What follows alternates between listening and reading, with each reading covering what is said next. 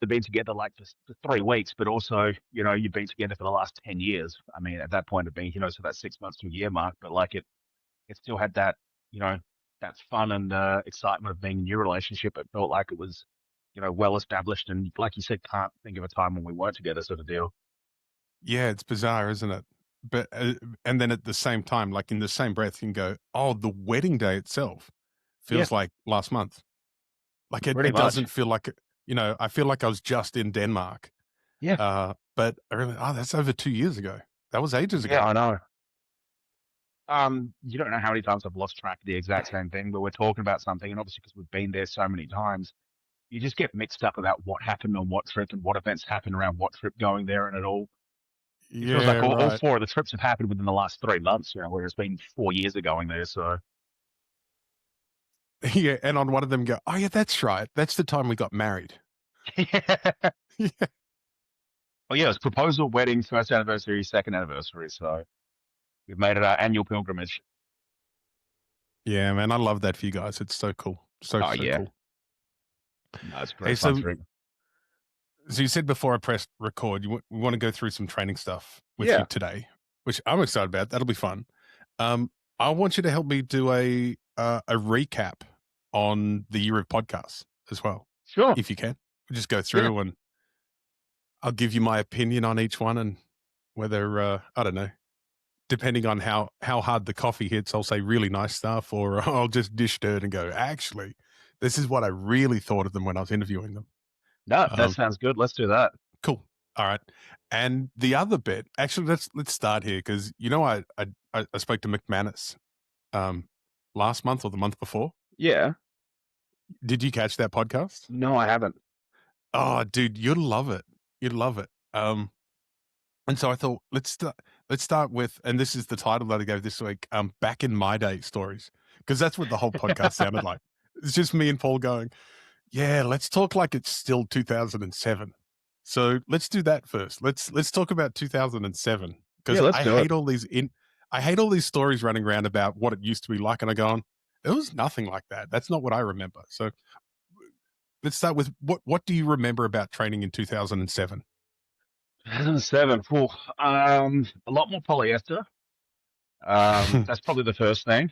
Um, Everything training wise felt like, you're getting strong by doing the shortest range of motion with, the most impractical levers you possibly could that don't allow you to be strong by doing for anything other than that one real particular motion and to work with your polyester suit. Um, a lot of things I really love from there are all the different variations in training. Like, I don't know, squatting with bands and chains and Yeah. other shit is way more fun than just squatting with plates. And no one will ever change Yeah, my I think mind on so. that whatsoever. Um, Yeah. So you should probably explain then what you were doing, like how, was this like your third or fourth year in powerlifting by that stage? 2007. Because what you'd Yeah. already 2006 you'd won Junior Worlds. Yep. Yeah. 2004 or five was about your Fi- first comp, right? Five was the first year. Mm-hmm. Yeah. Seven was my third year in. Yeah. So obviously, by your third year in, you'd started your online coaching business, right? Surely. Of- Well, I Did mean, that was 3 months in. I don't know. Like, why even get through your first comp before you start the business? You already know what you're doing. So, so. Let's keep on. I like this back in my day theme. Back in our day, could you imagine online coaching? no, definitely not. Um, Mm, and yeah. like, I think online coaching has more facilities to work now than what it ever could. And I feel you'll back me up on this, even as an online coach. I'm sure if you had the ability to sit there physically with every single one of your clients and go through every session with them for the sake of taking your personal time management and anything else you want to do with your life out of the equation, but purely talking about getting the Right. best result for that client, you'd rather be with them every session to see everything in the flesh, how it's Oh, all looking, to make those micro 100%. adjustments Yeah. right there and then, and And listen, I think online training's at a better point now than it ever has been, but I think nothing can really replace what you get from that face to face kind of feel. And I Yeah, think there's something that gets missed now with, oh, I'm going to start powerlifting, so I'm just going to sign up at, Revo or whatever big box gym there is around me, find an online coach. I'm never going to physically go anywhere and meet anyone, and I'm never going to have, that team camaraderie or, the feeling like you had of driving 14 hours each way to find someone else dumb enough to do the dumb things we want to do. right. I think the technology obviously changing so much in that time. How would I don't know how you would even do online coaching back in 2007 other than really slow emails.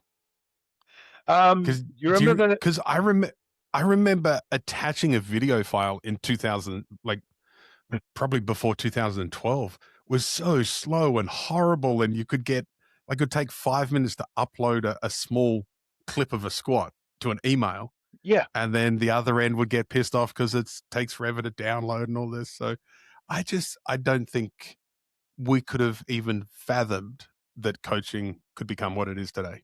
No. And once again, like you said about sending videos to people, that would mess up the whole process again there as well, because it's like, well, Yeah. I've got 5 sets of squats. Which one do I choose to send to coach? The best looking one or the worst looking one? Uh-huh. Yeah. On that one, I like when Ben Wright sends me videos because he'll send me like if he does 8 sets of something, he'll send me the best one, the worst one, and the average one. Yeah. Because this is what most of my reps look like. But then this one set, this is the absolute best. And then he'll put one in was like this was the first one, and it's the shitty pancake analogy. He goes, don't count the first one then. But I like that having that the variation coming back to me now to go that I can get a much clearer picture. And that's obviously coming in on WhatsApp or Instagram or something easy, like, and there's Quality is no pretty issue. well maintained as well, so you can still Yeah. actually see what's going on. Yeah, it's still get and you can get better angles. We've got obviously the images are really clear and sharp. And the whole point is that we're tightening that feedback loop. Oh Whereas what yeah. we were saying before, if you did it in 2007 or 8, that feedback loop would be so slow and unwieldy and inaccurate that it was basically pointless. Oh yeah. I mean, I think the closest you can get to online coaching back in, early 2000s was the elite fitness, like the athlete training blogs that they would put up. You know, Yeah, right. Yeah. ah, looks like Chad's going well. He completed all of his accessories this week. He mustn't be too burnt out. Yeah. Um, coaching was reading comments other people left on other people's training blogs. Pretty much. And even then it was hit and miss, wasn't it? Because you couldn't, and just like today, you can't really tell if somebody commenting on somebody's blog was intelligent or just some random idiot typing in all caps. Because there is some really, I say that because there is some really amazing, incredible powerlifters that type in all caps on the internet. And if you didn't know who that guy was and didn't know what he had done in the sport, you'd go, crazy old man, I'm not listening to you. But you'd Probably miss the best some advice in the amazing whole thread. advice. Yeah. Yeah, I'm talking about Ricky Dale Crane. Yeah. It's like, if you didn't know he was Ricky Dale Crane, you'd go, weird guy, what are you doing? Take your caps lock off. Oh, pretty much. I mean, I think you can throw that across any sport, though. The old crazy Yeah. guy hanging out the back who's been there and done that before everyone else has. Um, Do you realize that's us now, right? 100%. I am fully aware of that. I am and aren't aware of it. I become aware of it every now and then. Like I go, Yeah. oh, that's right. You don't know I'm cool. Sometimes it's nice, though, to be honest, like to not have that much of the limelight to kind of just, Yeah. like, it's the few amount of comps I've been able to rock up to in the last couple of years where, like, I haven't had other commitments. You just kind of be able to sit there and watch and just kind of hang out with a few other crazy old guys up the back and just kind of talk shit for a bit as opposed to talking to everyone and feeling like you got to, keep Right. up appearances for Oh, whatever level of constantly sig range performing fame we have. So I went to the what is it? The strong man that shall not be named. We went in and had a look at their finals Yeah, in the city before Christmas, and I was hanging out with was it Ben Wright and Max McCall, and I said to yeah. Max, I said, "How many people here? How many people know that we're cool, Max?" He goes, "Not very many." I go, "Yeah, it's fun, isn't it?" And it's sort of that's a factor of like in any sport that's going to turn over really quickly. And so, I think it's fun now because you can be way more judgy and get away with Oh it yeah, because because no one. no one asks if you're judging. You can just sit and judge. Yeah, well, exactly. And I mean, I think having a bit more anonymity, you're sort of you're not having to worry about is this person is it is it going to get back to this person you said this, and it becomes a whole big fucking infighting Right? thing Yeah. when three-quarters was said in jest anyway. And let's be honest, if someone squat shit, someone squat shit. Just fucking accept it and move on. Mm-hmm.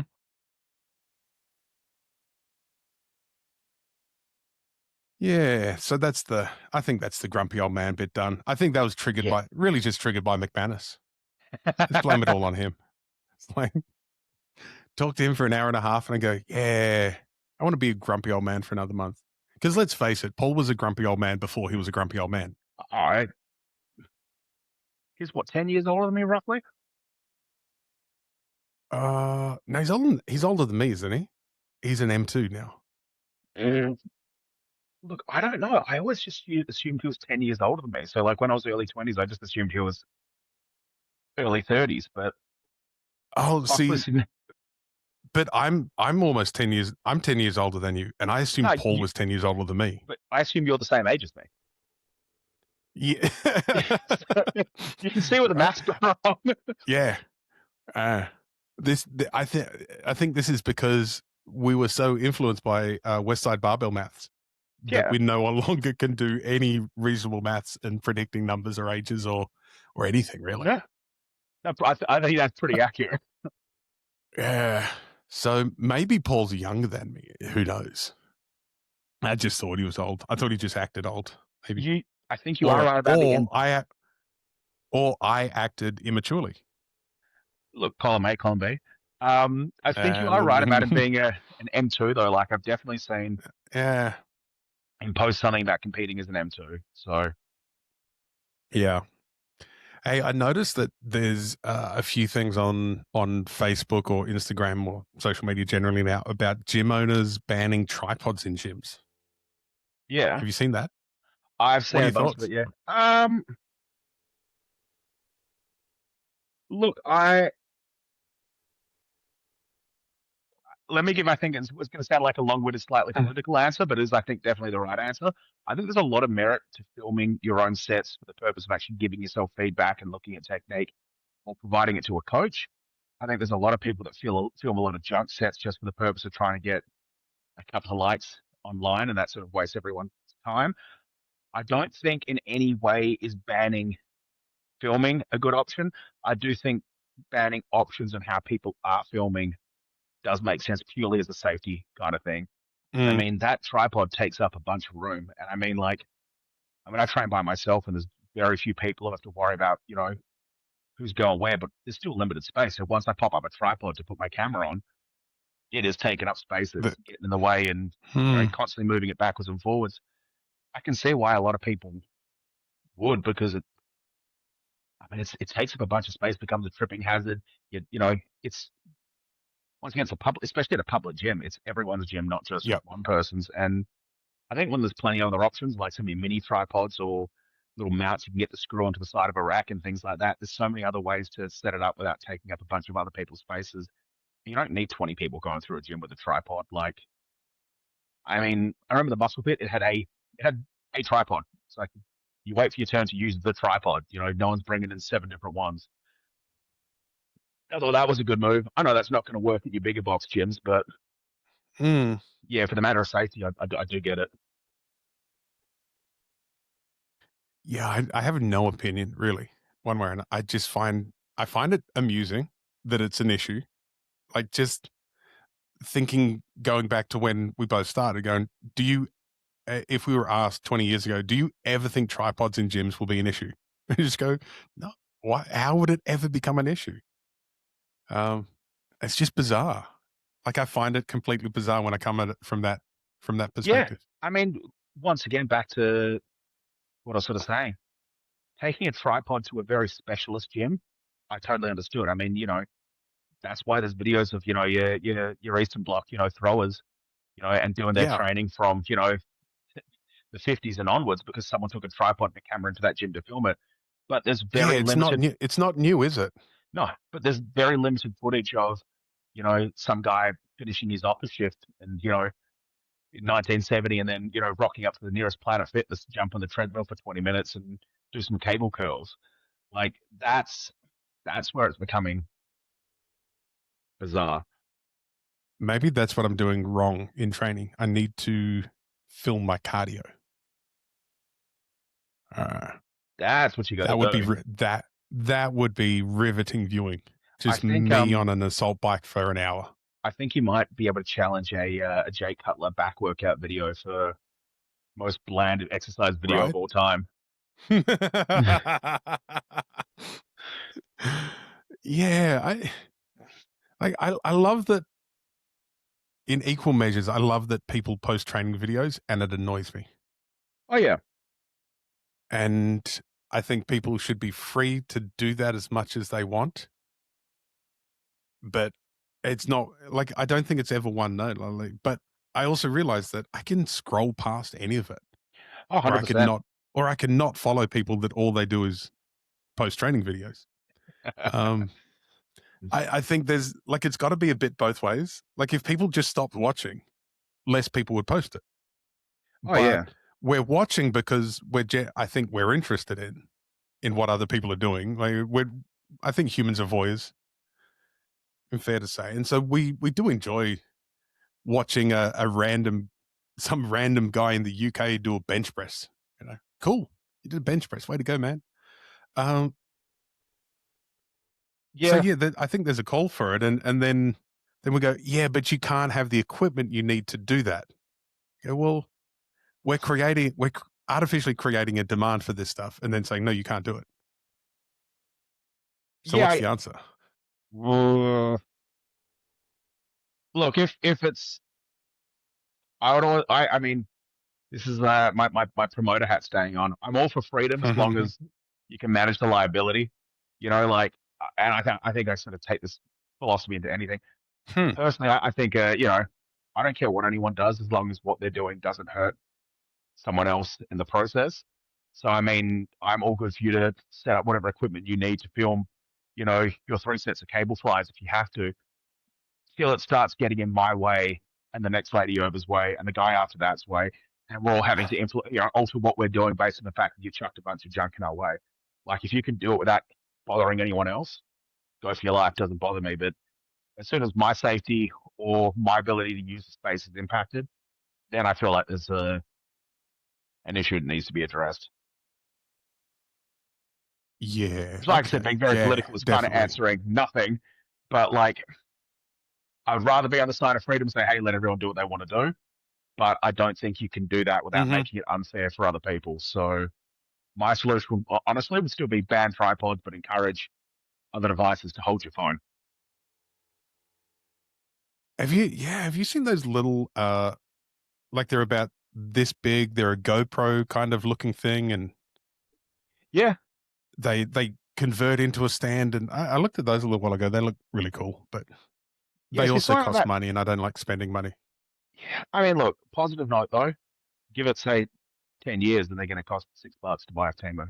Um, Yeah, right. Yeah. yeah, but, Yeah. but I think things like that like are a small footprint or can, like I said, attached to the side of a rack or magnet onto the side of another piece of machinery or something else like that. I think they're a good solution for the interim. Mm, That way you can still do what you need to do, but you're not. You get like, I mean, I bought a cheap tripod of Amazon for about $20, but by the time you fold it out, it's a square meter that it's taking up. You know, if you got, yeah. Yeah, if you got, they got a big footprint, those tripods. yeah, Even the say you little got a, ones. oh, exactly. Let's say you've got 100 people in a, say like a Revo or, you know, like one of those big box kind of gyms. Even if 25 of them, are bringing around, tripods, that's still 25 square meters worth of space that's being occupied that can't otherwise be used for Yeah. anything. And especially if it's near a machine or filming it, someone's squat rack, it's space that's kind of out in the middle of walkways in the middle of like what should be common area for something else. And I think that, yeah, that's obviously causing a problem there. So Hmm. Yeah, I know it. I was just thinking when you're saying footprint at Strength Club, I think there's like a dozen or more, not a dozen, maybe a half dozen, maybe more, tripods that are there for everyone to use. And then still yeah, at least half the people that turn up will have a tripod in their bag. So simply the tripod storage area is a really big footprint in a gym. yeah, Once again, no judgment, neither here nor there, just going, yeah, it's a real thing. And it's not something that we ever planned for being a necessary part of gym culture. I And think while it's I just don't believe it's necessary, I think it is part of gym culture now, and we have to deal with it. it's part of gym culture whether we want to accept it or not. Is it? Yeah, I, yeah. I think the level of So all necessity. and that's why I say all of the stuff about banning and whether we have them or not. I think they're kind of irrelevant arguments because they're here now. Like, and as you say, we need to Yeah, probably find a better solution for it. And so the tech is upgraded over the years. Like maybe we mm, just keep on pushing people towards better tech. And if you set up I want it to be if you set up a camera in a busy gym, you're literally asking for people to clown, oh, jump 100%. through your video, and you can't complain about it. I, That's got to be the social contract. If you I turn the think it's camera on and I'm around, I'm going to ruin the video for you. I think it's the same as like holding a birthday in a public place. You can't complain about other people being around making noise. Like you chose to go to a public park. You can't complain that Yeah. other people are also at this public park. Mm. Yeah, I don't care. We're just a heavy metal group. We like getting together once a month to yell and scream in parks. I don't care if it's your kid's birthday. Yeah, What, pretty you're having a much. 3-year-old princess birthday party? Our metal fan group is meeting as well, and we love Finnish screamo music. It's just the best. But that's the honest truth. Like it's a public place, like end of the day, if you want Yeah. the comforts of being able to do whatever you want in your own space, set up a home gym. And if you can't, well, then you accept what you have. Like, Yeah, I just want kind of Joey Swole to not be necessary anymore. yeah. I mean, how ridiculous is it that we need him to be the Batman of the fitness community? Like, Right? I, Yeah. I love the guy, don't get me wrong, but like It's like the fact that we yeah, I'm the need same. him I is the love what he problem. does. Yeah. Yeah, the fact that there's so much for him to talk about that seems pretty common sense. Like don't film in the change rooms. Just don't. Yep, Don't turn it on. Uh yeah. Don't get mad when people don't want to be in your video. 100%. Mm. It's created a great income for him though, hasn't it? So good on him. Good on Look, him for getting involved. I think anyone who's able to find some kind of a little niche like that and like make it their business and actually make a decent income out of it, I'm happy for them. Like, good on them. Oh yeah. Yeah, for sure. What else do we want to talk about? Oh, training. Yeah, let's talk about training. Yes. So yeah, like I sort of briefly mentioned before, been messing around with the yoke a bit. Um, you know, had a rough plan in mind about where I'm going, what I'm doing, and it's and it has been going along okay, going along like well, but now she's going, all right, I want to give myself a date to work towards, so I actually feel a bit more motivated to kind of. Mm-hmm. It's been enough time of putting in the background work, and now I feel like I need something to actually do. So I'm sort of thinking, yeah, like I'm saying, October 26th, look to either further my own record or you know have a big home run swing and go for 700 plus. Um, but yeah, just wanting to work towards something, and it's kind of more than anything, like you even mentioned beforehand.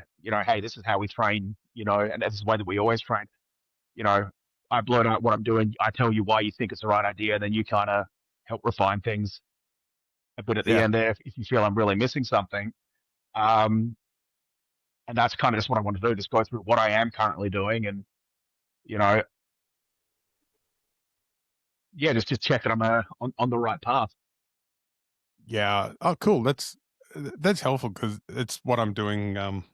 Actually, this morning I was going through trying to distill what my process is and what it looks like working with athletes. So now people will get a little bit of an idea here. And so I always think the first step is just really well defining what the problem is. Like the fact that, and so the fact that someone even goes, "Hey, I've got this thought or idea. I want to do something." You're starting to identify that there's a problem. You Yeah. go, what a, I want something different, I guess, and that's always the first step. Is going, well, what do you want different? Yeah. I mean, look, I feel I'll talk you through the process of where I'm at. Obviously, you know exactly how we're training. I feel I've had to, as time's gone on, and as the average load that I'm using per session has gone up, I've had to, for self-preservation's sake, reduce the total amount of volume that I'm doing to make it recoverable. Yep. So, I mean, once again, this is top end weight with bands and chains. All my squat sessions are all top end of like at the top, like 330, 350 plus. All my yoke sessions, like the lightest weight I'll do in a yoke session is, like I said, like the message I sent you yesterday is 2 4 meter runs at 580 yesterday. So Yeah. and everything that goes into building up to that point. So there's I can't remember the last yoke session I had where I didn't have 500 plus on my back. So Sunday is now my heavy day. One Sunday will be a squat based day. One Sunday will be a yoke based day. I'm finding that if I try to do both with any like high end intensity within the same week, I'm just not recovering. And I kind of figure if that's the case, that's not helpful. Yeah. If we made the analogy of building a house or a metaphor, I can't remember which one this would be. If you're building a house, all the stuff that you've been doing is like foundational work. And I think you've reached the capacity for what your foundation can Yeah, hold. pretty much. Like, I don't, which is kind of I don't know, it's kind of a cool problem to get to because most people never ever get to this point in their life. Yeah, it's been an interesting sort of challenge. Um, Yeah. yeah, the other, I guess, look, lack of a better way to put it, significant day is my Thursday training. So it's normally start with a power movement, then on to belt squats for a bit more volume there, and then some like posterior chain based stuff, whether it be Hmm. sandbags. I just brought a Scout Hyper from Rogue, so that should get here in the next couple of weeks. So Nice. I figured I'm going to commit to it. That's the one machine I feel like I've really needed to kind of icing on the cake there. So if I'm going to Hmm. do it, I'm going to do it properly. Um, yeah, so power, bit of leg volume, and then posterior chain on that day. And I sort of chuck another 2 sessions in the week where I'm kind of getting in just some general upper body sort of related stuff and, some more upper back sort of work and the other little fiddly bits like your knees over toes kind of stuff and that sort of thing. Um, I feel generally things are heading in the right direction. I'm finding I'm having to be a bit smarter about self-managing volume. Like if I really feel run down and Hmm. beat up, there's no point in, you know, one, I don't want to miss a session, so I'll find something else to do. But two, there's no point in forcing through something that I know is just going to leave us worse at the other end of the session Yep. rather than Yep. than better. Um, big thing that's still been the biggest weakness. Like once I can get the yoke in motion, fine. It's that first couple of steps that are always still the biggest issue. So yokes, once again, this is on a rotating fortnightly basis. One week will be sort of 2 to 3 runs at a set weight. I have been dropping back the total distance, only been doing 2 meters per run, so I can really get more chances to focus on that sort of It's that start starting. of the run. Yeah. Oh, that makes Um, sense. Yeah. and then the following session would be, sort of runs up to that 580-ish kind of mark, and then a couple of pickups, mid sixes, couple of pickups, high sixes, but pick up, hold 2 seconds down, pick up, hold 2 seconds down, and we're really focusing on keeping a narrower stance to have that translate better over to that first pick while keeping sort of enough weight at my back. I guess that's kind of the Yeah, that format that makes I've been sense. been following there. Yeah. Squats in between. I'm going the simplest format possible. Um, so basically, my thought process is each meter of the yoke takes about 4 steps, right? Yep. So 4 by the 4 meters, that's 16 steps. eight, that's four. That's eight on each leg. So squats are, Mm-hmm. are sets of eight. And basically, I feel like Yeah. if I can exceed that set of eight, then I put a bit more weight on and do the same thing, and Mm-hmm. rinse and repeat, rinse and repeat, rinse and repeat.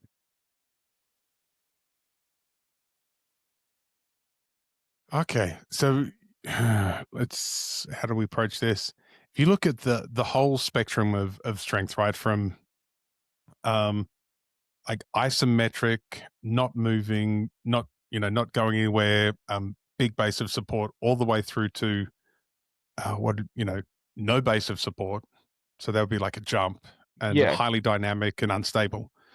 And then you also have to bring in like the type of muscle contraction, like a high speed, endurance, all of those kind of things.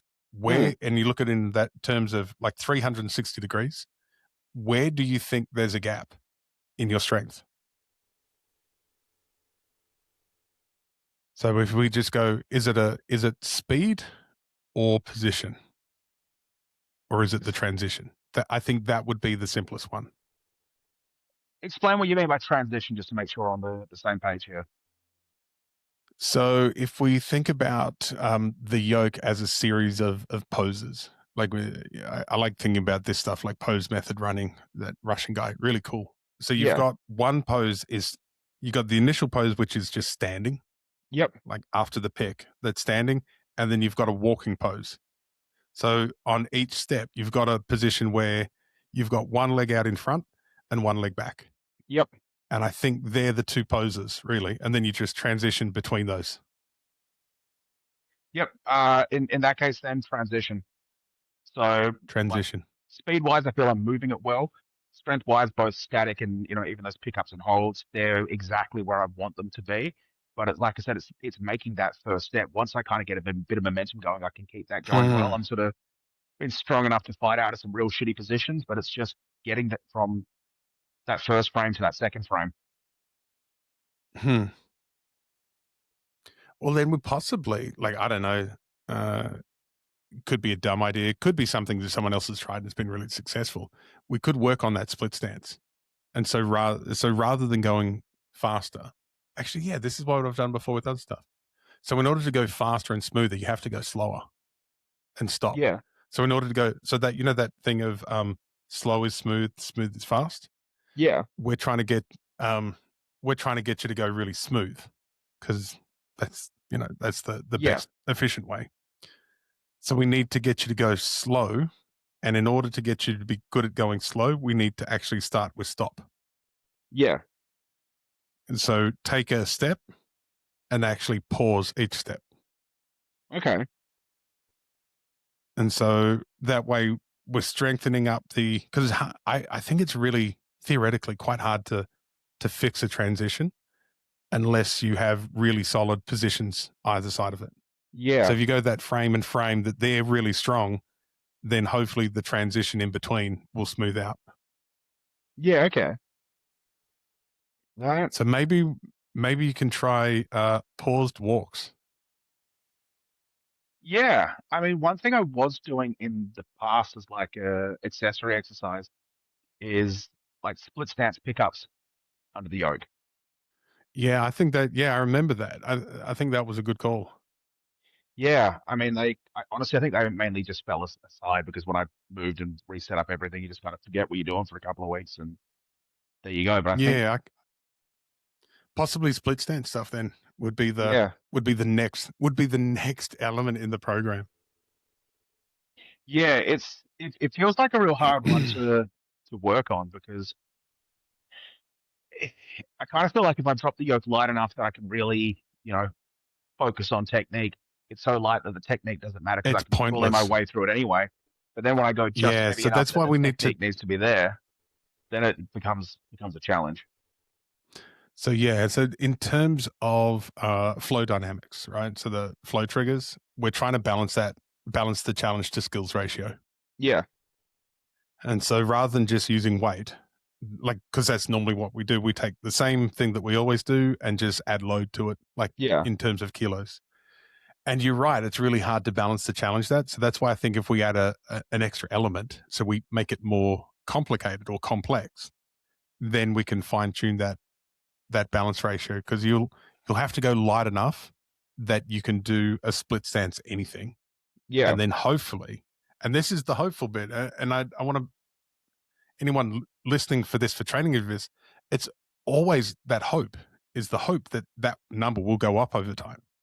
Yeah. That it's actually something that you're bad enough that you can get better at. And by becoming better at this weird thing, it'll fix the thing that you want, because we've gone straight at it for a long time, and you've got a very long way doing it that way. And so this is this slight perspective change. Where would you recommend working them in? Say, do my regular yokes, drop back and do a couple of sets of these, like how we used to do with I don't know.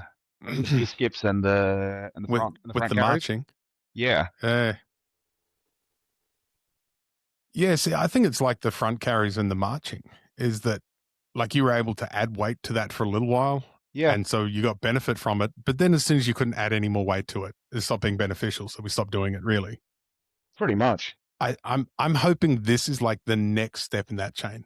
So we got to be, I think, to be good at the yoke, you just have to be better at being on one leg more often. Yeah. I agree. But it has to be similar enough to what the yoke is for you to get benefit, because just doing weird single leg stuff now, I don't think will change a thing for you. No. But I think that could work pretty well. I mean, even if I, drop my top end volume, go still hit that top end weight, and then drop back, and then get a couple of sets of them working there. Because I think use the bodybuilding analogy of being pre-fatigued. You've kind of done that heavy work, nervous system primed, and you can probably get more out of a lot less load at that point in time, especially you chucking yourself into a weird position. Yeah, I think so. I think so for sure. What else would you do with that? Yeah, I'd probably test it first before I did anything. Just go out and have a play with it. Just play around, and because it might be you're actually really, really good at it, and we've got it wrong. It's not a problem. Yeah. But I think my hope would be that you go out and you try it with a reasonably lightweight, and you go, oh, wow, I'm really shit at this. Yeah. That's what I'm always looking. I just want to find something that a good athlete is really bad at. Yeah. That they should be good at. So in my head, you should be really, really good at pausing at any point in the movement. I mean, look, I can go test it this afternoon and let you know how it goes. Yeah. How much weight do you reckon would need to be on there for it to be a reliable test? Mm-hmm.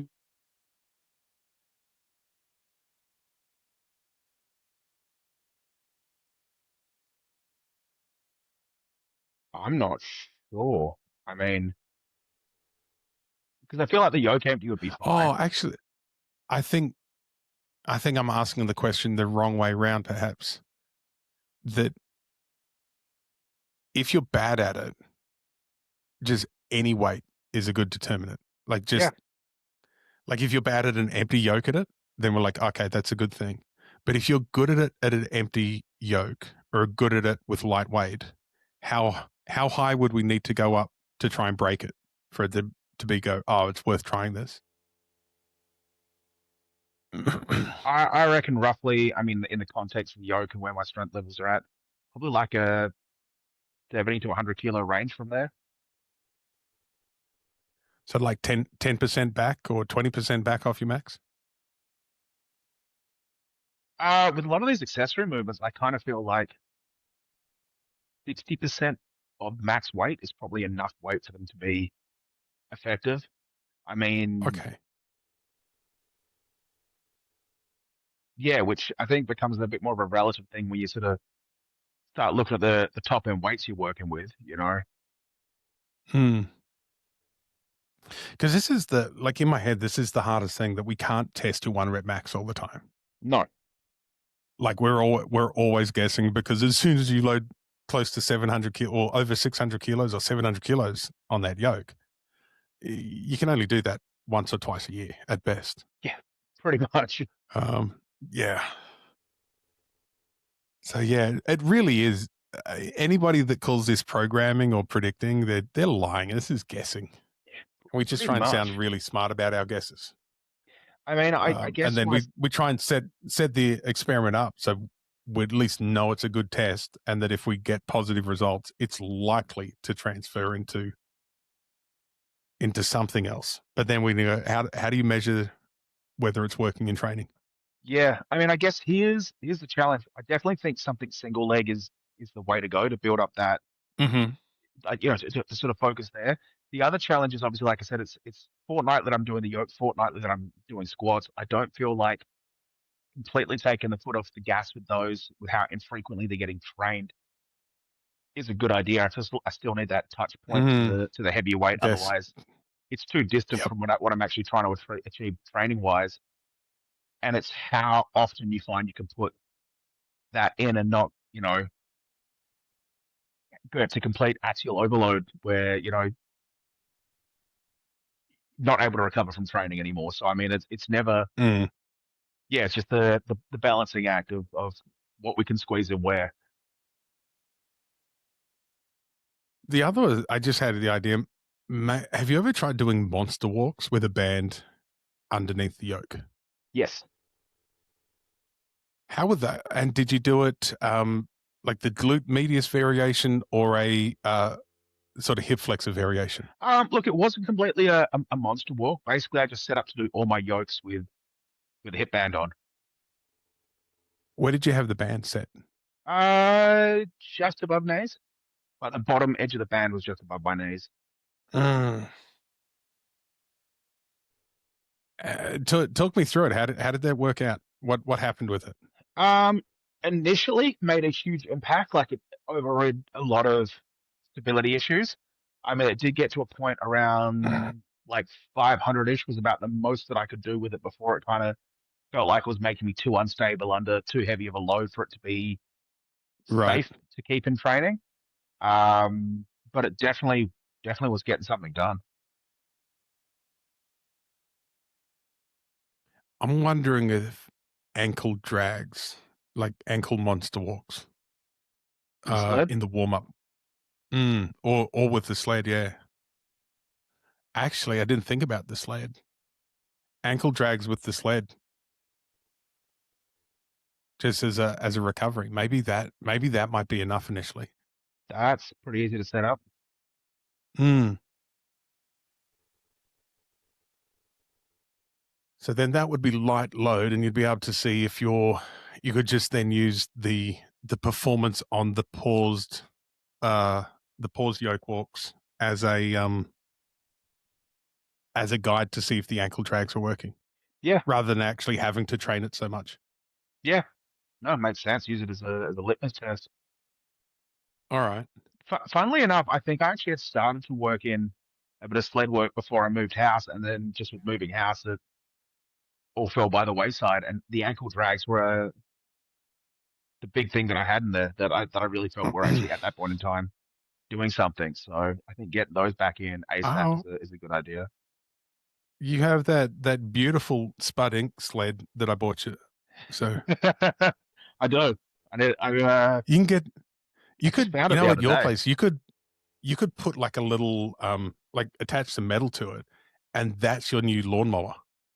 That would So now actually you can do work. sled drags around your property while mowing your lawns. That would I actually don't know be how you do incredible. that, but yeah. Like a little There you plow on the go. back. Yeah, yeah. Oh, that would be right.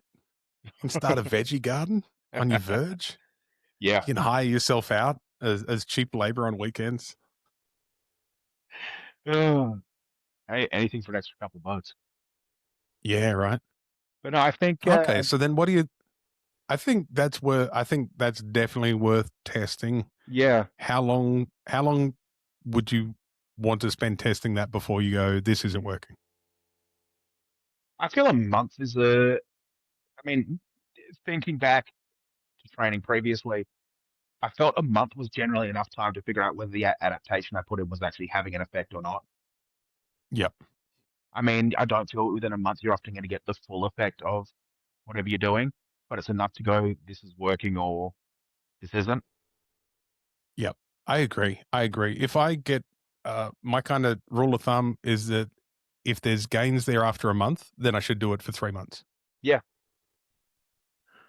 Because by the end of 12 weeks, if there's a lot of games to be had there, you're going to get most of them in 12 weeks. And then you'll know at the end of 12 weeks if you want to do it for the rest of your life as well. Yeah, There you pretty go. much. Give me something new. I'm sick of that. Yeah, I mean, But also at the same time, if it's not working after a month, like if there's nothing happening, change, do something yeah, different. no, exactly. I think that gives But us a if there's a little bit, keep going. I think gives us a good starting point. I guess the other thing I'd always done training wise is kind of work out, like just philosophy wise, rather than working on a program, I always work on a tier list. So weekly, Mm. what is Yep. your most important thing to get in? So depending on which week it is, squats and yoke are always the number ones. And I kind of work back from there on what is most important to get in after that. Um, How does your hierarchy go there? Because I know as a coach what I want the number 2 to be every day, but I yeah. reckon it's going to be different. I reckon we're going to differ on what number 2 is. Um, for, yeah, look, number two for myself had always been a big bang for your buck kind of movement. So the two that I always had on that, or the ones that I had in that second level of priority, um, belt squats, some kind of marching, and then sandbags. Yeah, my number 2 would have been mobility. Yeah, I don't think that's in any way a wrong number for number two. Yeah. Yeah, I Um, just go whatever's going to make me the strongest, and whatever I'm doing to stop myself from getting injured, yeah, and then everything else. availability is the best ability. Yeah, yeah, right. I like that. Availability is the best ability. Yeah. Yeah, It's really hard to win when you're on the bench. pretty much. Very few people manage to do it. Haven't seen too many records set in rehab gyms. No, no. Except for most times to the rehab gym. Well, there's that. Yeah. Do you really want that record? Look, no, not at all. And are you hoping somebody takes it off you one day? 100%. They can have it. Yeah. I All do right. So how agree do you with like that plan then? mobility feels like a good number two. I guess I just want Yeah. to, for myself, work our way the rest of the way down. And I try to keep categories relatively broad as opposed to specific exercises as I go down further than that. Like after Yeah, that, I'm much the same because in the layer 2 and 3 and 4 ones, there's about 5 or 6 different things that are kind of similar that you could do, right? well, exactly. I mean, for example, on that next layer, I'll put, posterior chain. And when I say posterior chain, like a real posterior chain focused movement, but I can't really differentiate whether specifically a reverse hyper or a single leg reverse hyper or a single leg RDL or seated good mornings are any of them going to be specifically better than others for chasing the outcome of having a stronger posterior chain. Yeah. Yeah, I think that possibly comes from all that early Westside Barbell training that we did, where you go, well, you need to cover this, you need to loosely cover biceps, triceps, delts back. Yeah. For when we're talking about benching, you got to I, cover it in some way. I think But you got to honestly, bench, and you got to something that's going to kind of help. yeah. And you go, just pick from the list. I think possibly the hyper, I would argue I could actually jump up just because of the other additional rehabby kind of benefits you're going to get from there that I don't think you get as much of out of any of the other movements. Yeah, I tend to see those ones as having enough options that'll do one of them, and one of them always looks attractive. Yeah. That's why I can't. That's why I'm really against this. These programs now that obviously, like, I watch a lot of other online coaches and what they do, and they're very, very finicky about like accessory lifts and what assistance exercises. Kind of like bodybuilding used to be. Yeah. They go, "Oh, it's got to be," and I understand why you do it with bodybuilding because they're doing it. They're doing something different to us, and for a different outcome. So, a seated concentration curl versus a barbell bicep curl are actually kind of different in that world. But for us, we're just going, I would just want bigger biceps. So anything that would give you bigger biceps and strengthen that, that's good enough. Oh, 100%. I mean, and like I said, going with that tier list, a lat movement is something I put in as like a tier 3/tier 4 sort of thing. And I Yeah. felt over the last sort of 6 months, getting some more lat work in has definitely helped create some more stability under yoke top end for us. And you go, well, what's that been? I'm like, oh, it's all those rows I've been doing with my kettlebells. I'm like, is it specifically kettlebell rows, or is it the fact that the kettlebell was sitting in a nice position in front of my dumbbell rack so I could go and easily grab it to do rows, as opposed Yeah. to having to set up to do cable rows? Like, Yeah. Yeah. That's why I loved Dan John, his training methodology yes, of push, pull, squat, hinge, carry. I'm like, yeah, yeah, that's pretty easy. In fact, most of my workouts these days is that without the carry, or a I carry that doesn't actually look like carrying, because I'll just go, oh, wow, there's those 48 kilo kettlebells at the bottom of the rack. How about I just do more shrugs? Like, that's a funnily carry. enough, another thing from Dan that I've always kind of picked up, I always try and finish my session with the yoke as far away from where my plate storage is as possible. That creates some additional Oh, so you conditioning work of having to carry all the plates back. Yeah, right. Conditioning work used to be cleaning the gym before I could train. Yeah, leaf blowers have made that too easy. Tidying up from yesterday. Yeah. Or actually, when I trained in Karratha at that commercial gym, Life and Soul, my warm up used to be rearranging the dumbbell rack. Yeah, I get that. You know, I think I could have identified 20 years ago that I had issues, or somebody could have pointed out, Nathan, you have real issues. And I would say, why? And they go, you won't train until the dumbbells are in perfect order. I'm like, Yeah. I don't see why that's an issue though. Oh, I do love all It's this also a work pet though. peeve of how, like, here's my rant. I got a rant on this one.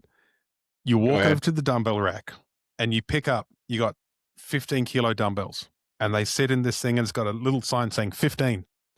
And you pick them up and you walk away just a couple of meters away. It's not like you go to the shops with them, like you stay in the same room, and you might do Yeah. some lat raises or some curls or do something with them.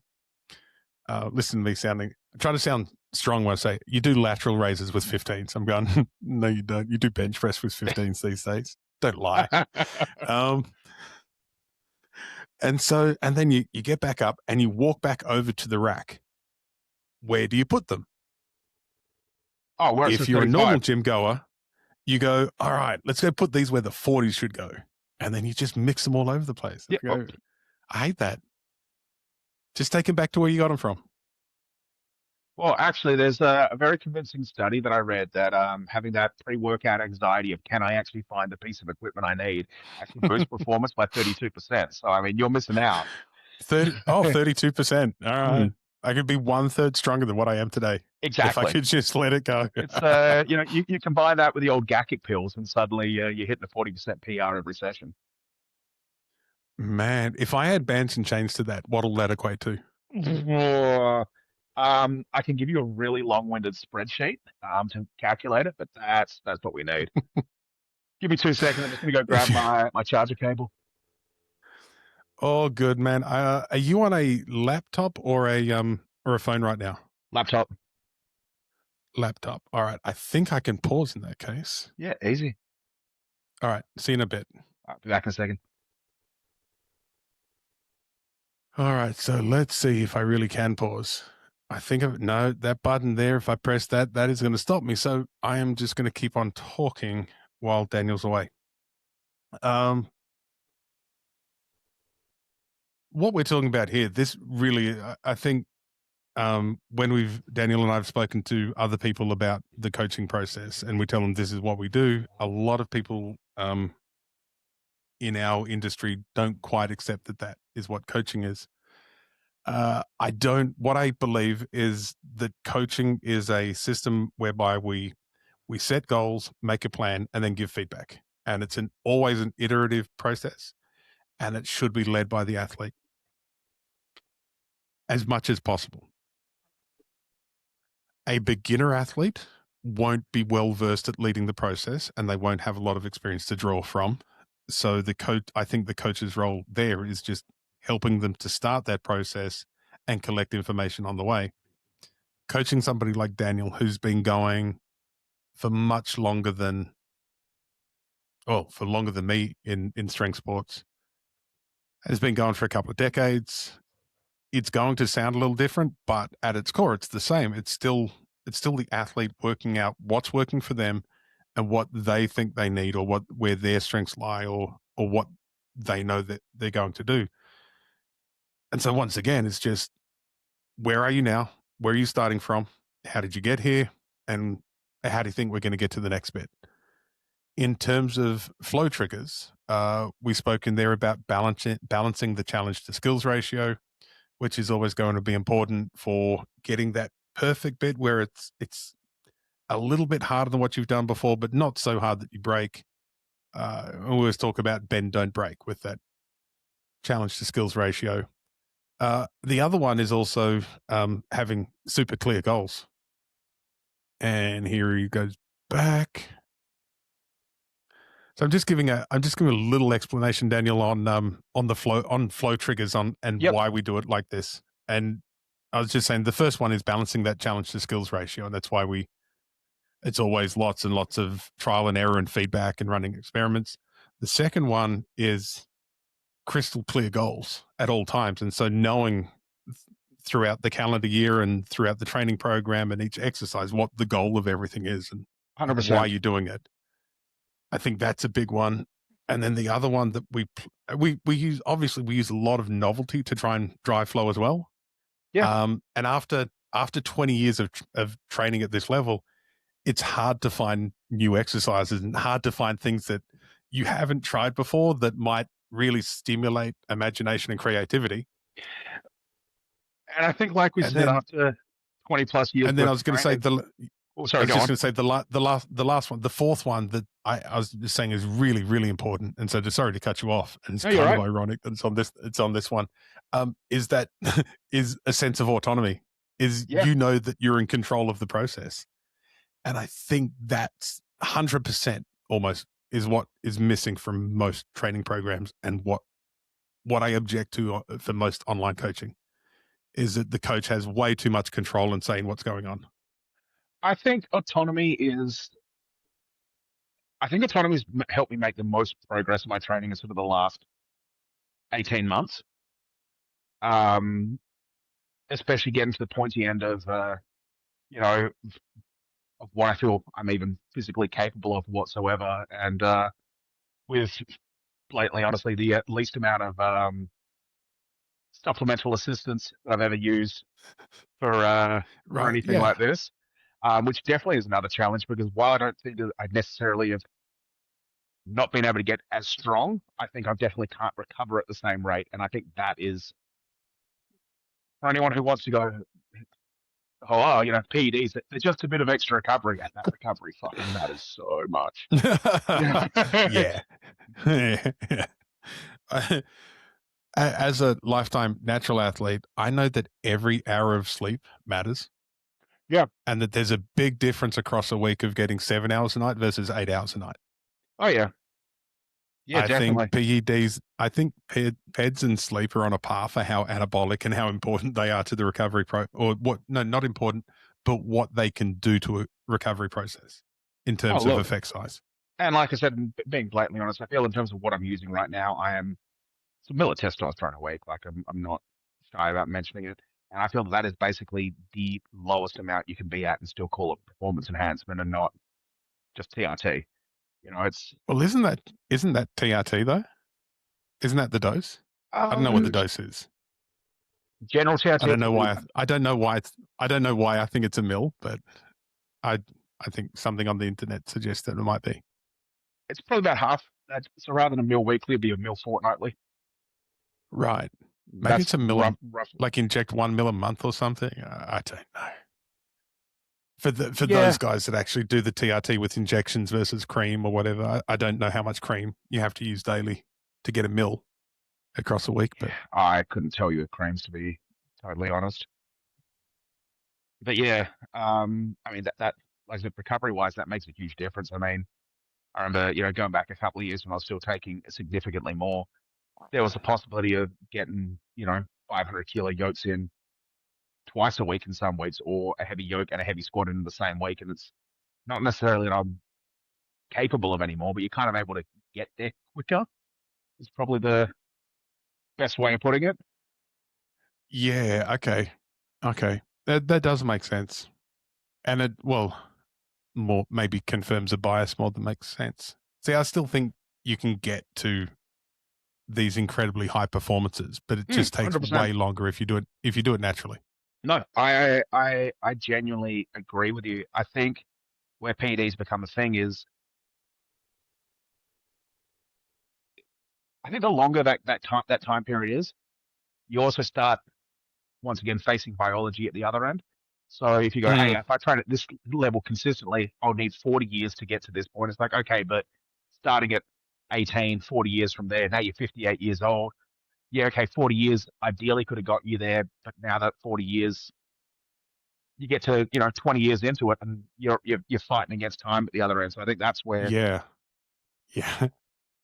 I think there is people that can hit that potential within their biological time frame. I think most people can't. Is the honest truth. And I think that's why Well, not at necessarily least for. most people don't, Mm, right? oh, definitely. Like, just that, I think that's statistically correct. Is that most people don't come anywhere close to their genetic potential No, during that 100%, window. 100%. And I think Even that's. even guys taking peds, Oh, definitely. Yeah, I mean, and except Colton. I think Colton might be the only person in the history of humanity that is getting close to his genetic potential. yeah, I think you got to be the right kind of dedicated and crazy to kind of get there, because I mean, I think anyone can sit there and wonder if they had done that one extra set, or they had to stop that one extra set, or they hadn't eaten that one extra meal, or every, thousands of possibilities over 10, 15 years worth of training. How much better would they be now? Yeah, I doubt there'd be too many people ever that have gone, you know what, I can't think of too many things that I would change to get better over the course of my career. No, Very few people would be able to say that. oh, I could write a book in the last 2 weeks. Like, it's, Yeah, yeah. if we're being honest, Hey, even if 3 or 4 things changed for me, I could have been way stronger, and they weren't even big things. oh, look, and I think, like, getting back to our recovery sort of discussion, the biggest thing is making sure that you are recovered. Because I mean, like, I love to push the heavy numbers. That's the part of training that keeps me coming back and wanting to keep doing it. But having to go, all right, I can't push as many heavy numbers right now because I want to push them again next week, and have that constant, steady, continuous progress. Hey, lifting these Mm, sandbags are fun, but if I jack my back up too much now, you know, come Sunday, my squats aren't going to go as well as I want. And if I'm still recovering from squats the following Sunday, yoke's going to be held back because of that. So balancing that out there. yeah, so that balancing. Sorry, I got a yawn because You're that right. was really boring, man. That was a very boring explanation. Joking.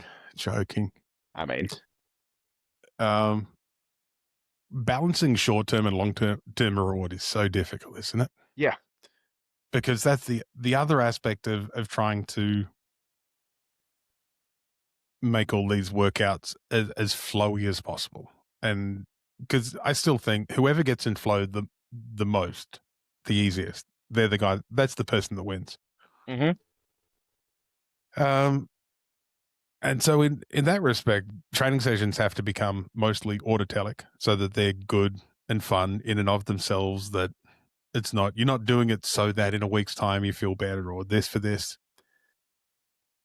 That's hard because yeah, especially for us, because initially the inherent attraction of doing those things was because really heavy weights feel awesome. And it's yeah. just cool putting something stupidly heavy on your back and then just going nuts with it. I But you can't do now. Now we're getting to the point in our life where we go, oh, I can only do that once a fortnight. yeah.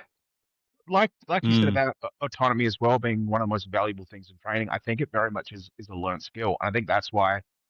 I mean, look, I don't think I would have anywhere near the training autonomy that I have if it wasn't for all the time that we spent working together. I 100% attribute yeah, right. that to you. And like I Well, said that's part of to, the model, that whole gradual yeah, release model, right? I Like mean, if you still need a coach at the same level or in the same for the same things that you needed 5 or 10 years ago, then you haven't had a coach. You've had a, I don't know what you'd call them. yeah, I You've had mean, a something, but it's not a coach.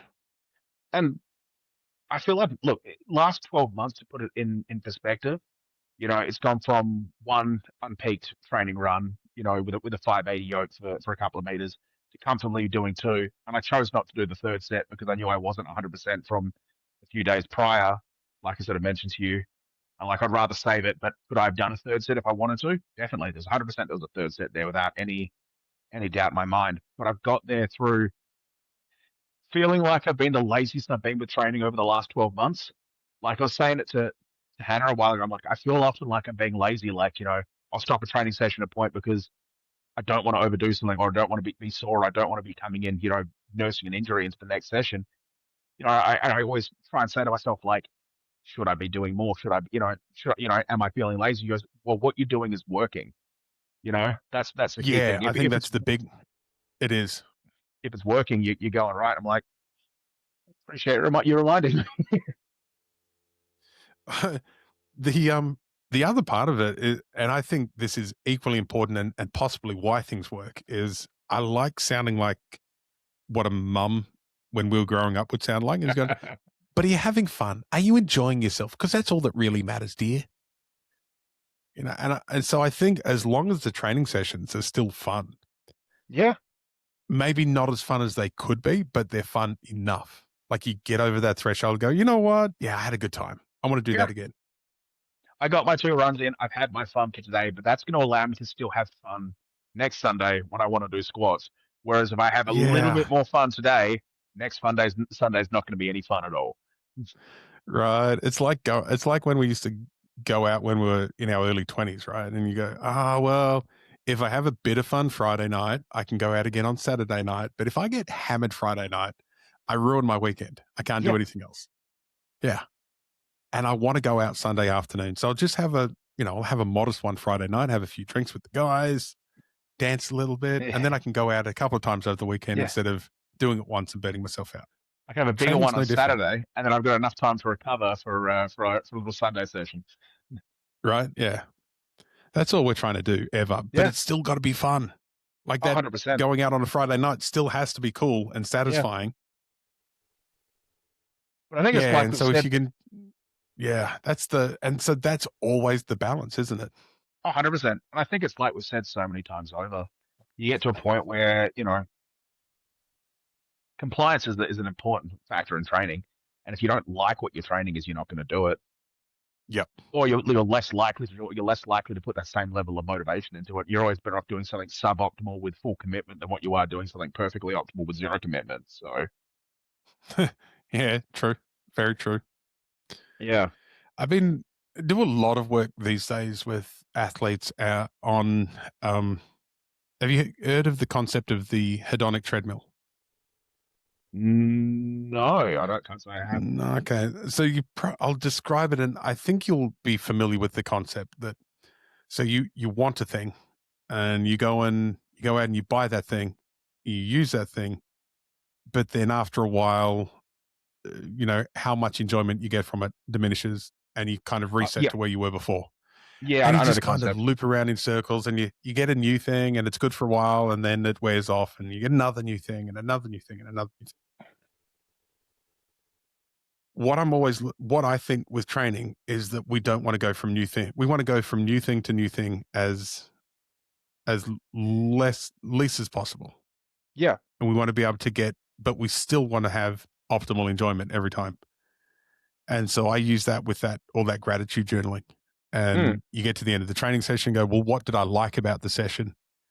We do a lot of, I call it a post-flow reflection or visualization. You go back through and almost like relive and savor how good that session was, or the good bits that you did at least, the bits that you want to remember and retain. And so that way you're resetting the treadmill. You don't need another new thing every time you come back around to that, because you actually celebrated it. You displayed gratitude for it, get all that oxytocin and cool, happy hormone stuff at the end. You've finished the flow cycle. You've gone all the way around the loop. And so doing that again, you can get just as much satisfaction the second time doing it as you did the first time. All because you spent 5 minutes writing down how grateful you were for your workout. That's pretty cool. I mean, I haven't done much in terms of journaling or anything like that, but like I'm going to give that a try. Yeah. So the only thing that some people have changed, like I do the whole thing because it's me and it's my practice. But I found with some people, if you just stop at the end and go, oh, what did I actually like today? What was good? Kind of, it changes stuff. Yeah. I'll tell you the fun story of how I came up with that too. It was when I used to train at Strength Club with Jim Miller when I first came to Perth. And it was the first time ever I started having shitty workouts because I was no longer training on my back patio and I had to deal with other people. So sometimes I wouldn't like the workout that I'd just done and I wanted a way to finish. So I didn't finish strong. So I didn't go home feeling all grumpy and, growl at Diane and the girls. Yeah. Who were very young at the time. So I would load 140 on the bar for bench and I would just knock out as many reps as I could. Yeah. And which was always 20 plus. And you just get this massive, massive pump going. So instead of getting home from the gym and kicking the neighbor's dog and yelling at people and, road raging on the way home, I'd get home and I'd be so pumped and so swollen that my chest would walk in the door 5 minutes before I did. And it's hard to feel bad when you have a massive pec pump going, right? Like you always feel good about yourself. So I could have the worst night out at the gym and then do a set of 20 at 140.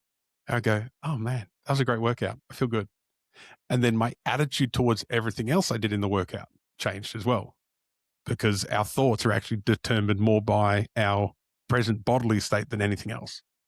So I can reinterpret everything I did and go, no, that was really good. I did this well. And so, start finding valuable things that I can take from the workout. But it all started with finding something to be grateful for.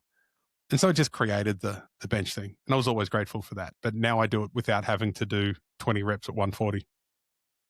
I just write it down in my journal. That was really cool. I liked it. I think it brings up another thing I really like to do in training. I like to finish on a high note.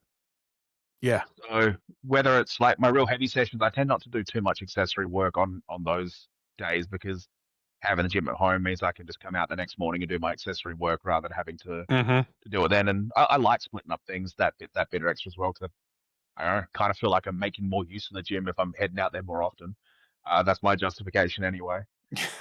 Once again, Westside Barbell Maths. Exactly. Finished my squat session, like my last heavy squat session. Did like I said, aiming for anywhere over 8. I think I got out 12 reps off the top of my head, and they felt good, and I felt tired at the end of it, and it felt like a real, like when you're doing like similar feeling to when you're doing like those 20 rep squats. And you feel exhausted at the end of it, but you feel like you've achieved something. Yeah, sort of hit that at the end of the set. It's like, I don't think I can actually, like, nothing I do today is going to make me feel better than where I am at this point here. So I'm just going to, ride that happy hormone high and go sit down and recover right now, as opposed to, do I have some hamstring work to do? Yes, but I'll come back and do that tomorrow morning. I'm not going to feel better after getting in that now. I'm going to, it won't be as much fun as what I'm having right now. And I'd rather ride this high for a little bit more because I think psychologically in the long term, that's going to play out a lot more beneficially to me than what anything else is right now. I remember playing golf back in Karratha, always on we'd only ever play 9 holes because 18's too far to walk. But you get to the 9th and especially in that heat, and besides by the 6th hole, most people were drunk anyway. Because you wouldn't drink water, you drink beer out there. And so you nail the tee shot on the 9th hole. And it didn't matter how bad you played for the whole round. Like you could have shot the worst round of your life, but you nail the drive on the 9th, and someone will always go, well, that'll bring you back next week, won't it? And you're like, yep, that's all I needed, just one good one, and I'm good to go. And so if you carry that into training, it's the same deal, because training isn't work, it's play. We're meant to be playing. One of the key features of play and how we know play has occurred is you want to return to it. If there's no desire to return, you've done work. If there's a desire to return to what you just did, you've played. You've successfully played. Oh, 100%. So I think that, that play element, and we've talked about this for years now, I think that's the one of the key features, is remembering that what we're doing is playing, not working. No one's going to live or die based on our ability to squat, bench press, and deadlift, or yoke. Cancer's not going to be cured. No. Rockets won't get launched. It's just lifting weights. But the honest truth as well is on top of that, I mean, look, you've held 400 kilos plus in your hands above your chest, right? Let's not even worry about moving it. Few enough people in existence can actually physically not crumble under that stress, and it took you a lot of hard work and effort to get to that point. That if it's not fun, why are you putting in that work? Based on exactly what you said before. There's not a big paycheck that comes relative to the effort that for the effort that's put into strength sports, even for the few people, like, okay, let's Brian Shaw, Eddie Hall, Thor Bjornsson, Mitch Hooper, Tom Stoltman, Sadruna Savickas, Marius Puzanowski. Those guys have all made real money out of strongman. Yeah. Everyone else has made enough money to keep their hobby going and have some fun along the way. No one else has. I'm sure there's some people that make some good incomes, but no one that's really made, outside of those ones, no one's made life-changing money. Didn't Phil Fister have a full-time job when he won World's Strongest Man? Yeah, he was still an active fireman. Yeah. Yeah, and that wasn't that long ago. No. Obviously, there's going to be some people go, strongman's my life. I'm so into strongman, that have never heard of Phil Fister. If that is you, Google him. Really cool guy. Potentially, maybe the strongest ever drug-free strongman. Samuelson? Oh yeah, he was all the way legit drug-free, wasn't he? Look, he always at least claimed it. He always claimed it. And I don't think they have any reason to lie about it. Not really. I mean, here's the thing. I'm more likely to believe someone in a sport where drugs are allowed when they claim they're drug-free than someone who's in a drug-free sport claiming that they're drug-free. And not that I'm calling it. Let me clarify. I'm not calling out everyone who's in a drug-free sport saying everyone who lives under the IPF that's done something impressive, you have to be using something, because I don't think that they are. Yeah. My point is, I'm not even going to use actual names because it make like I'm creating bullshit out of nowhere. But let's just say in the IPF you have a world record squat, right? Mm-hmm. And you're not meant to be using anything to help you get to that point. There is a benefit to you lying to get that unfair advantage. But absolutely, if you're in a sport that allows drugs, there's no real benefit to you saying one way or the other, because they're not going to test you. There's no consequence for it being one way or the other. No one cares if you actually aren't. Yeah. I would like to believe it's because you actually aren't, or you're trying to build an excuse. But either way, like, that's what I love about that one small thing about what Connor Walsh does on the internet that I really appreciate, when he goes, yeah, this is what I take. Like, I'm not going to lie to you. Because what Connor does, and what he does, especially with his physique now, he looks amazing. He puts in so much work. He's done incredible things. He's really strong, really highly accomplished. And at no point has he ever lied about what he's doing to get there, which I think if everyone just had that same level of authenticity, we would have no need to doubt anyone if they say they're drug-free. 100%. And I think... Just go. I mean, I think the problem is there's a benefit to lying for certain people, Yeah. Yeah. And if you go, like, I know some of the European nations, there was, you get government sponsorship and a better standard of living if you win gold medals or set world records. So sure, go for it. But here in Australia, like, if you tell people you're drug-free and you're not, like, who cares? Nobody cares. Well, but also in Australia, you're only cheating yourself for the most part. Like, Yeah. and end of the day, there's so much access to both tested and untested strength sports for simplicity's sake within Australia, and no one's what's the most anyone's ever won in this country outside of the couple Arnold's competitions, like a couple of grand maybe. Like Mm, I I know. feel I it's know. There's more and more. There's more and more these days, but it's yeah, not like it's even going to pay for the hobby. but that's pretty much my point. Like, I mean, let's just say Mm, $1,000 cash is up for grabs for winning the IPF affiliate states in Western Australia. You're probably going to spend more than $1,000 on drugs to try and win that $1,000, and it just doesn't become worth it at that point. yeah, At that point, you're just doing it for the love of doing it. In which case, you may as well have just jumped over to the other side and not cause problems for other people. I think if you're talking about the IPF, you're going to spend about $1,000 buying knee sleeves and a new SBD belt.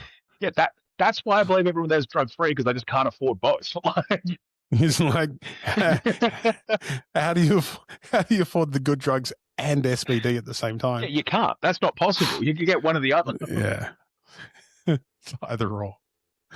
Oh, I did used to like those claim. I did like when people claimed I was on drugs. It did make me laugh. It's always fun. Of course they're going to though. I mean, like Uh, let's be honest. I like mean, I think I used if somebody hasn't accused you of drug use, are you actually strong? no. I mean, and I I think that's the exact thing. Yeah, right. Yeah, Is that it? That's our marker, isn't it? you got to create enough jealousy in someone that they think there's no way that what you achieve could be achieved any way other than taking drugs. I remember going to my first nationals in Brisbane, and I got picked up by a friend at the airport. Like we all knew each other because we had kids around the same time, so our kids were Yeah, in the same sort of play group thing. And so I stayed with them for a night when I got to Brisbane, and dude picks me up from the airport. He's military, and he says to me, he goes, he said something about he made a yeah, he asked a question that made it obvious that he thought I was taking drugs. And I yeah. said to him, I said, I don't take drugs, right? I'm drug tested. And he goes, oh, I just thought because you did powerlifting that you just took drugs. I'm like, oh, fair enough. And so I think for a lot of people, that was just the assumption that if you're doing strongman or powerlifting or bodybuilding, unless you're running around telling everybody that you're drug free, then you take drugs. And I'm like going, I oh, mean, okay, fair enough. If I can, that was the public perception, so I'm cool with it. and I think for a lot of points that public perception's well, maybe not the last sort of 35 odd years, but for a point in time that was correct. Mm, You yeah, know, that's why there's more than one powerlifting federation in the country, yeah. essentially. I'll throw it out here. We'll put it, see exactly how many people actually listen to this. I'm thinking about becoming involved with another powerlifting federation and like actually putting some time and effort into the IDFPA, which I think, and I might be wrong, is what USAPL internationally have become. Uh, So it would be, I think it's like they're all about creating an international pathway that's drug free that isn't the IPF. So it's basically a federation that's already had one world championships that seems to have started because there's so many people pissed off with the IPF. yeah. I thought, that's interesting. That's a real interesting one. So, and as long as they don't tell me what I can and can't do, I'm fine with it. I'm like, cool, I'll help I out. think it's getting back to our old man rants. I think it's an interesting point in strength sports. We're at a point where we feel like I feel like I've gone full circle a lot here. I remember having a similar conversation this a couple of years to you ago, like even a bit further back, and like it's dumb that I agree with there being a drug free and a like a drug tested and a non drug tested option. I think both of those are a necessity. But why does it need to be six of each? Rather than everyone splitting Yeah, up and making their own federation, I feel it'd be better to work internally and try and fix some of the issues. but I feel it's grown enough and it's got to the point where it's like that's not a viable option anymore. Like No, I think in the discussions that I've had in the last 12 months on this podcast about it, I don't think we can ever get it back to one. yeah, no, I agree. I don't think it's possible. So I think there's definitely a lot of ways that we can promote unity and have federations working collaboratively far more often. And so Yeah. that is what I want to explore. Like, can we have a loose affiliation between federations? Can we have qualifying pathways that don't make me kind of commit to one cult versus the other? I want to be involved with as many cults as possible. I don't want to have to be exclusive to the one group that I join, and I can only go down that pathway. I think the sport's grown enough that we can kind of zigzag and allow a lot more cross pollination Well, to I think get people away from doing high rocks. Basically, I that's think the competitor. That's the competitor. We don't want people doing high rocks anymore. Come and do a it's a fair variation point. of powerlifting. Yeah.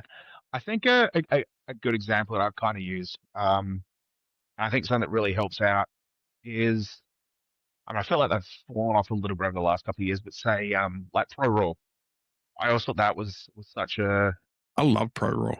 I think it's a fantastic concept. And I've loved everyone that's happened because that was kind of like I remember 10 something years ago. I want to say it was Andrei Milanichev and Eric Lillibridge that were both competing at the same Pro Raw. I feel it was and them. Odell as well. Yes, and Adele was there as well. And Odell was every there. I think Zahir Khan was there as well at the same time, yep, and possibly Dan Green. possibly. I mean, I might be pushing pushing two or 3 three of them years in together. together now. But look, But the point remains. the point was that at this point it was consensus one and two going up against each other at the same powerlifting comp, and people were losing their minds about it. I was like, you realize in other strength sports this happens all the time. Like Five every times, world's like strongest, 4 or 5 times a year. yeah, the amount of times that Sometimes. Zydrunas Savickas, Brian Shaw, and at that time Thor Bjornsson being the big three in strongman have all competed against each other this year alone is Yeah. X amount. You know, front three powerlifting, okay, with the fact a lot of it's international athletes, maybe 2 to 3 times a year you get the top, five guys in the IPF all being at the same meet, but definitely once a year it's going to happen. Weightlifting, same deal. Highland Games, same deal. And you're kind of like, it shouldn't be this monumentous. Oh my god, the first time in history we've got the one and two on the leaderboard, both showing up to the same competition at the same time. It should be Yeah, you're spot expected. on. I've always thought that I think the gap within powerlifting, when going on what you're talking about, is we don't have that level down from worlds that most sports have. Yeah, You get what I mean? Like, we don't have the range of like, we've got lots and lots of either local or high, or what people want to call world championships. Having 16 world championships means that probably they can't all be world championships. They're no, all, 100%. we can class them as world events, but Yep. I don't think we don't have those events where we're getting like really good lifters against really good lifters often enough to really kind of create what we're looking for, I guess. I don't know. But Yeah, I mean, we've got a weird business model because we rely so much on entry fees.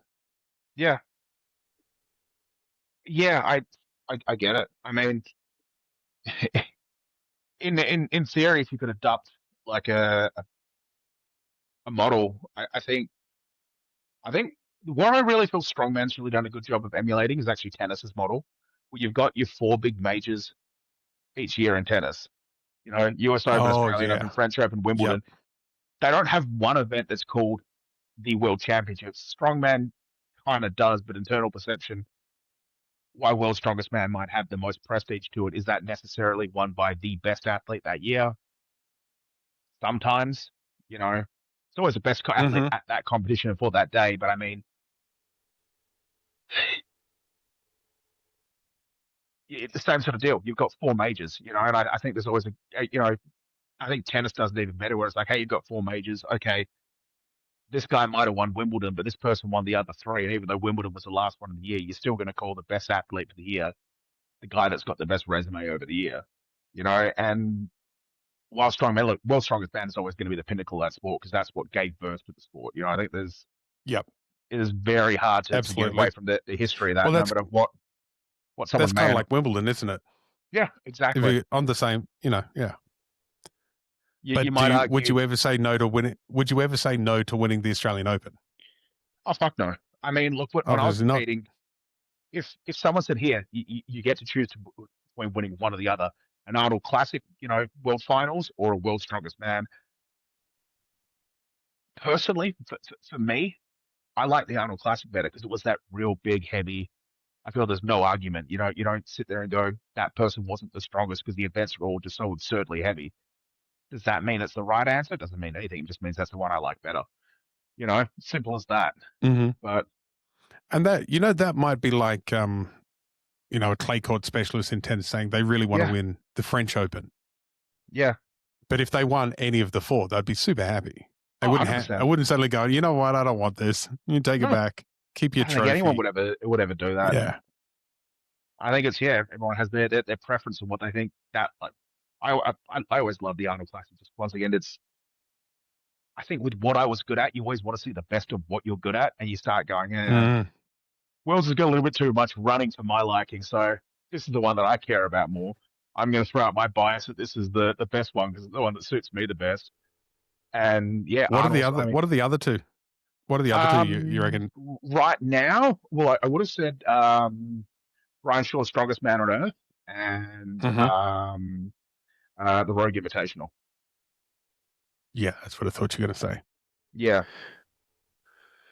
And then in powerlifting in the IPF, you just have Worlds and now Sheffield. I think Sheffield has a place, but I think you're right. There needs to be two other events. We gotta resurrect the WPO Tour Finals and the Pioneer Cup. Right. Well, you had the Pioneer Cup, the Mountaineer Cup, the WPO Finals for a while. There was enough things through the year that had people invested at the top end of the sport. Yeah. In the IPF for a while, like the Arnold's before there was 4 Arnold Classics around the world was a good one. Yeah. That and Europeans and then IPF Worlds, but it'd be fun to see how we can emulate that at a local level as well. Yeah. Like can we do powerlifting and strongman without? Hang on, I think strongman does it really well, having series of events through the year. What I see, the development in powerlifting, what we could do is stop telling people that the next thing to do is travel to the East Coast or travel overseas. Yeah. Like how can we develop powerlifting just in this city or state that is self-sustaining, and we don't need to tell people that the only way to keep going now is to travel, that it can be something you do just in your city. Yeah, I think it's creating opportunities that people want to do. I think the advantage that strongman's always going to have in that aspect is the fact that competitions are different. So, there's an incentive. There's an incentive for me to do. Okay. There's incentive for me to do a comp that's just a random comp in the middle of July. If I look at the list of events and go, that looks like a fun list of events, I really do feel like training for some truck pull and some keg toss. Whereas, weightlifting, powerlifting, you're signing up to do the same movements you do all the time anyway. Like that kind of makes it boring, doesn't it? From that appeal. Yeah. So then maybe you could do a single lift series. I think that'll work.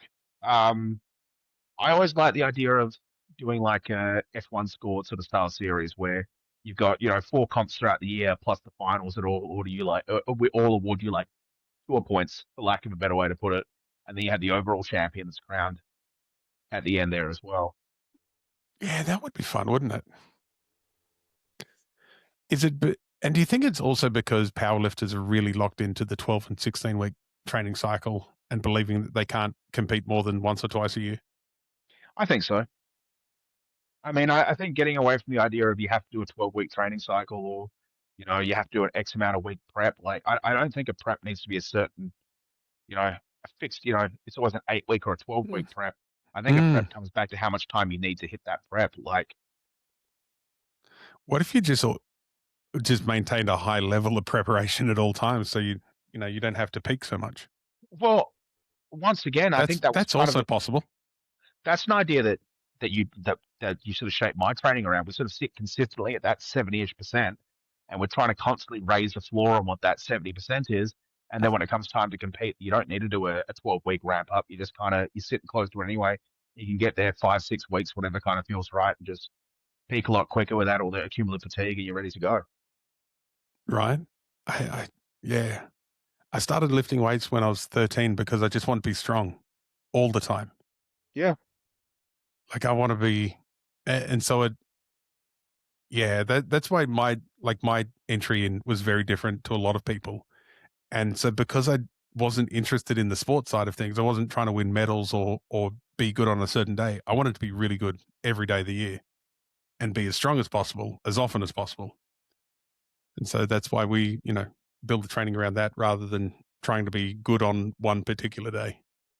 I think so. I think that's where some of the philosophies like I believe it was Wendler's like, working off your training max consistently. Like, this is how you have Mm, gotten all the time stronger because you go, all right, my best squat is 300.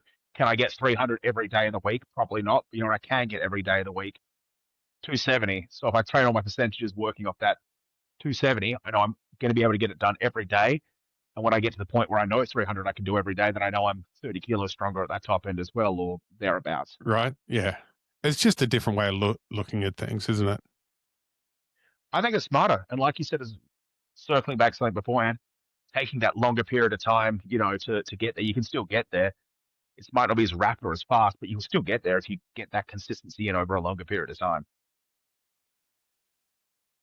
Yeah. The other part of it that you end up avoiding is the roller coaster of emotions that seems a lot of modern lifters go through, and how they all go, oh, week one feels, and I feel terrible. And I go, why would you want to put yourself through that every month? Why, there's a way you can train where you never feel like that again. That week one was 25 years ago, Yeah. because I'm no longer at week one. I don't want to feel like it's week one again. I want to feel like it's week 730.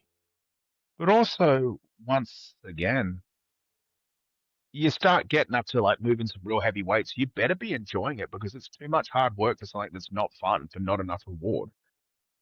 Yeah. The Like, reward has to be an internal reward today to get you back tomorrow. You yeah, can't wait for the payoff in 3 months. no. Like, I mean, I feel like I've still got a lot more, near on 600 kilo runs and near on 700 kilo picks in my future. That's not easy to do. If I don't enjoy it, there is no big payout at the end of this for me. It's pure intrinsic motivation. And I've Right? loved every one that I've done along the way. If I didn't love it, it is too much work and too much strain for nothing. Like if you don't actually love it, and I don't say this in any way mean to anyone, find something Uh, else to do. And that's not me trying to kick people out of it's the sport. I want as I many think people that's in the sport as incredibly possible, yeah. but don't put yourself through it if you're not really committed to it. You're not really enjoying it. I think that's an incredibly kind statement to make. You don't Yeah, have to do it, right? Don't do things you hate because you think yeah, that's going to yeah.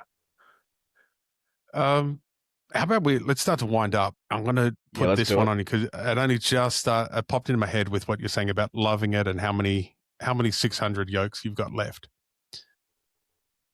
At what age or range do you reckon 600 won't be on the cards anymore? How old do you think you'll be when you go, you know what? I think that's it. I don't think I can be any older than this and still do 600. How old was Donnie Thompson when he last broke the total world record? 42? Oh, God knows. Yeah. 40s? Yeah. 42. So you reckon somewhere in your like early to mid 40s? Yeah, early to mid 40s. Okay. I think enough extra assistance, especially taking a bit of time off, and you know, with same idea as like Manny Pacquiao later on in his boxing career, where he would take longer between fights. I think if I take longer between big heavy attempts and build that base up higher in between, yeah, like 42 to 45 is the limit on it. Okay. How old Because are I feel you? like And so you got 10 37 years, you next reckon? year. Yeah, 8 to 10. 8 to 10. Man, you're so old. Oh dear. How many 600 yolks do you think you have left? And why I'm asking this is put it on the calendar. Um,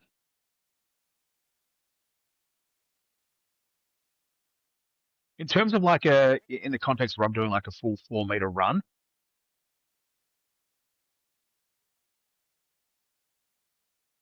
like full effort going through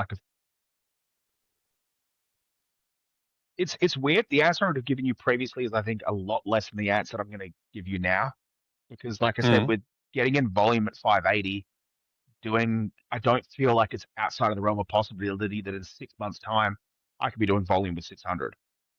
There you So go. that really changes the answer based on progression.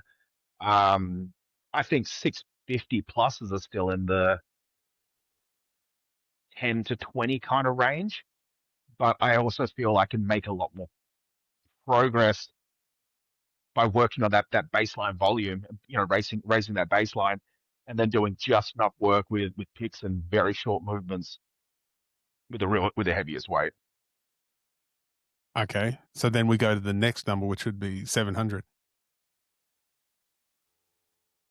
How many do I think I've got left in us, like in terms of moving it? Mm-hmm.